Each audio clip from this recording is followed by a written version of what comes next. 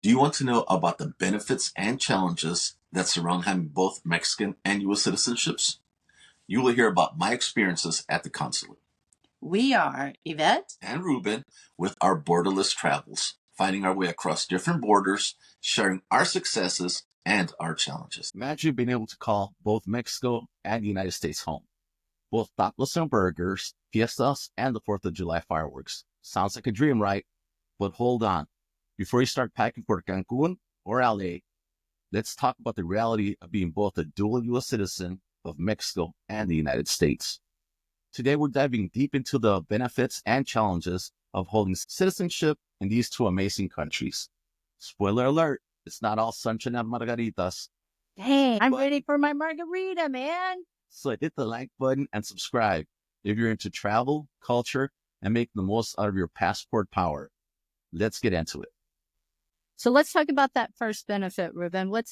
What is it that you think is the biggest benefit? I know that you would say tacos every day. What's the benefit? The first benefit is more travel freedom. With 2 passports, you can go between Mexico and the United States without a visa.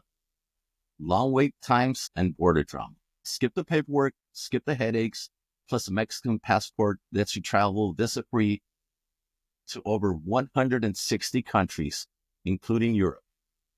Work and live freely. In the United States, you get access to better paying jobs and career opportunities, while in Mexico, you're enjoying lower cost of living and remote work-friendly beaches. So whether you're hustling from New York or remote working in Playa del Carmen, you have options. Double the benefits, healthcare in Mexico. Right.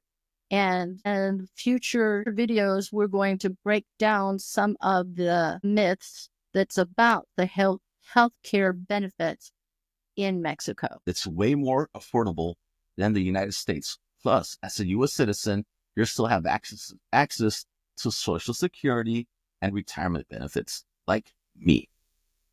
Working in the United States, you can retire in Mexico and stretch those dollars.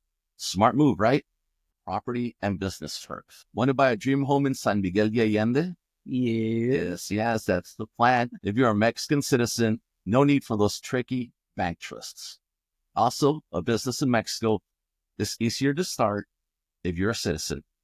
So, hello tax benefits and entrepreneurial freedom. All right. So we talked about the 3 most important benefits. Let's talk about some of those challenges. The taxation nightmare. Here's the deal. The U.S. taxes its citizens no matter where you live. Yep, even if you're chilling in Mexico, sipping on a margarita, Uncle Sam wants its cut. Mexico also has taxes, and sometimes things get tricky when you're earning in 2 different countries. But there are exemptions that you can use if you've earned less than $125,000. We're providing a link below that explains the process.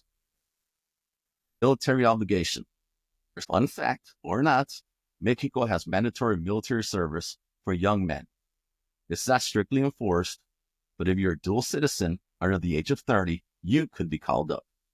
No, you probably won't be drafted into combat, but it's a legal obligation.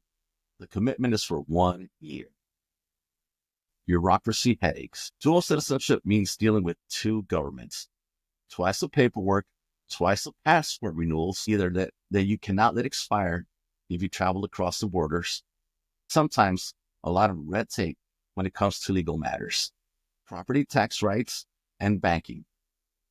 Patience is a must. We're providing a link below that will help you understand how to handle these headaches. In the future, we're also going to provide videos that will explain how to handle some of these bureaucracy nightmares, political and legal. Yes, political and legal complications. If you ever get in trouble in Mexico, which I suggest you don't, the U.S. can't always protect you like they would if you were just an American. Political and legal complications. If you ever get into trouble in Mexico, and I suggest that you don't, the U.S. can't always protect you like they would if you were just an American citizen. and vice versa. Mexico can claim you as their citizen if you get into trouble there. But one more helpful tip is always go to the U.S. Embassy to register where you are living. This way they can help you better. So, is dual citizenship right for you? What do you think? How do you feel about now that you have both your passports in hand? Yes, definitely. I think it is. So now that you know the pros and cons, let's answer the big question. Should you get dual citizenship? If you want more freedom to live, work, and travel between the United States and Mexico, it's a huge advantage. But if you hate dealing with taxes, legal complexities, and government red tape, it might not be worth the hassle. Here's my advice. If you have Mexican heritage, dual citizenship is easy and a smart move. If you're an American and thinking of naturalizing as a Mexican citizen, make sure the benefits outweigh the bureaucratic headaches. Explain to us about your day at the consulate. How was the process? Well, the process started early. How much earlier did you get there before it actually started? I got there about 30 minutes before it started. So showed up early, saw both lines. One was on the left, one was on the right. The one on the right was extremely long, and the one on the left had just a few people, maybe like 5 people.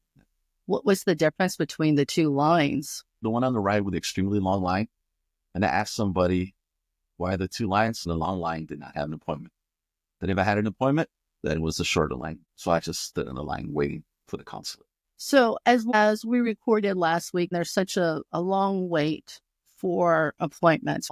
You could still go and wait in line, right? Yeah, don't let that discourage you, because those people that were waiting in line, that had got there a little bit earlier, they were taken care of also by the consulate. But one thing to remember is, because I was listening to the consulate briefing that was being given to everybody, that unless you have the proper documents, you may go with the intentions of getting your passport, but unless you have the documents you need to complete that process, you're not going to get it. So make sure you have everything you need and be over prepared. So definitely look at the examples that we provided on our previous video. When you actually showed up, you listened to the briefing, right? And after the briefing, they had us line up by time. So, because the appointment started at 8 in the morning.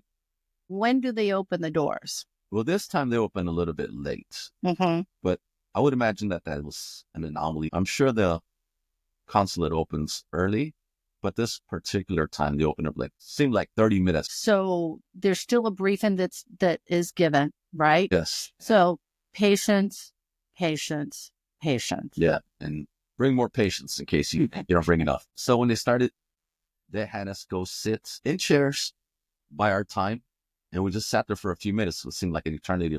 They started calling us to the windows individually, and then we would go and start the process. What did they take from you? For my passport, I needed to give them my birth certificate and 2 forms of state ID. One of them was the passport from the United States, and the other one was my state driver's license. And they took them, they gave them back to me right before they started the process for printing the passport. And they said, all right, dude, we have made copies of your documents. And they handed them back to me. And they told me, you can either go have lunch, go have coffee, or wait in your car and come back in 4 hours. Did you have to fill out any additional paperwork when you were standing in line? No, I didn't. Okay. Good. That's good to know. So for the smallest passport, it's $99 for 3 years.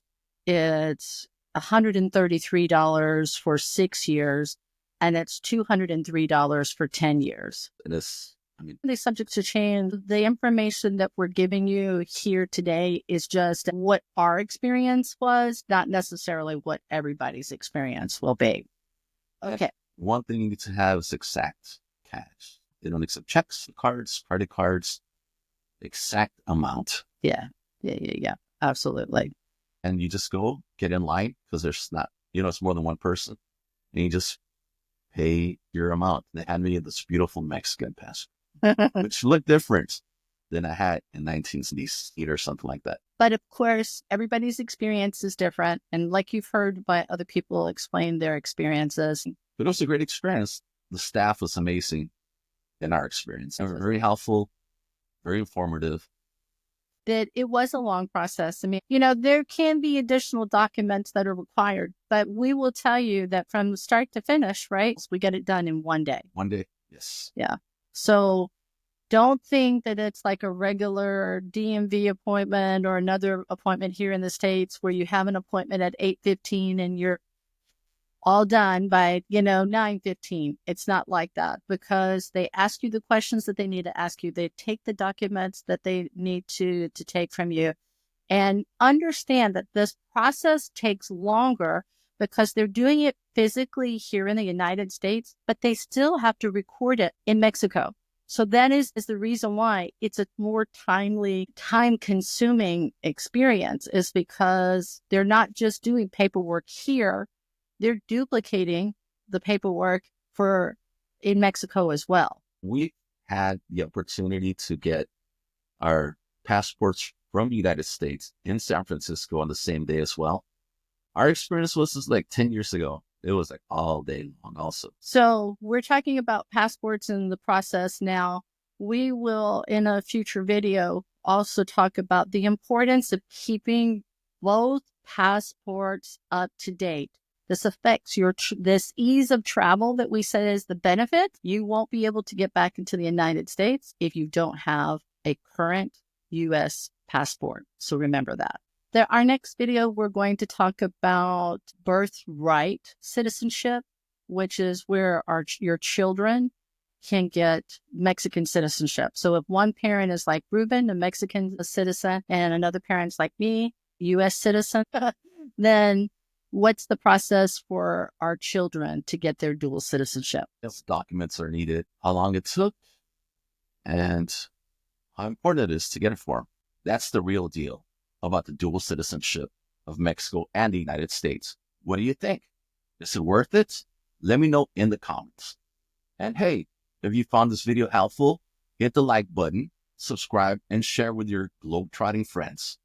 In future videos, we will explain more on how to handle these challenges and not let them stop you enjoying your dual citizenship. Until next time, stay adventurous, stay informed, and keep exploring. This is Ruben and Yvette with our Borderless Travels. Have a great day.